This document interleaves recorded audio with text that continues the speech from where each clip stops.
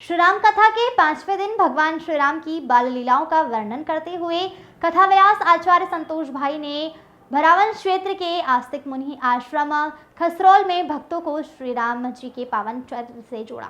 कथाव्यास ने कहा कि भगवान राम के जन्म के बाद पूरे अयोध्या में शहनाई की आवाज गूंज रही थी।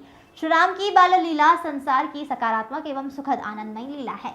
भगवान राम की बाल लीला से उनके साम्यवादी चिंतन तथा उनके क्रियात्मक रूप स्पष्ट होता है। जब वह दशरथ के आंगन में विहार करते थे और महाराज दशरथ उन्हें भोजन के लिए बुलाते थे तो वह समता के पोषक होकर बाल सखाओं के साथ खेला करते थे और वह भोजन के लिए नहीं आते थे। लेकिन जब माता कौशल्या उन्हें वात्सल्य भाव से बुलाती थी तो वह ठुमक ठुमक कर उनके पास चले आते थे।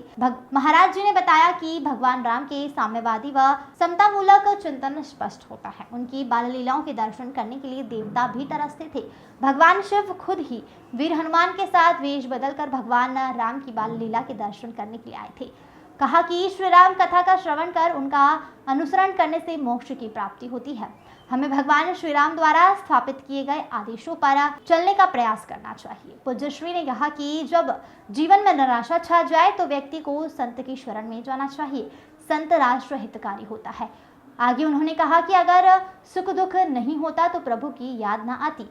अंधेरे में रहने वाले लोग भी प्रकाश के महत्व को भलीभांति फोटो एनएसबी समझ पाते। आगे उन्होंने कहा कि भगवान मनुष्य के मन के अंदर निवास करते हैं लेकिन वह उन्हें तीर्थ स्थानों और मंदिरों में तलाश करता है।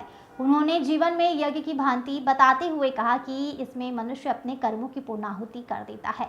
इस अवसर पर कार्यक्रम व्यवस्थापक ठाकुर सतेंद्र सिंह, यजमान लाखन सिंह चौहान, ग्राम प्रधान प्रतिनिधि खसरौल अभयराज सिंह, आनंद मिश्रा, आशीष अवस्थी, गौरव गुप्ता, उत्तम यादव व अन्य ग्राम व क्षेत्रवासी मौजूद रहे।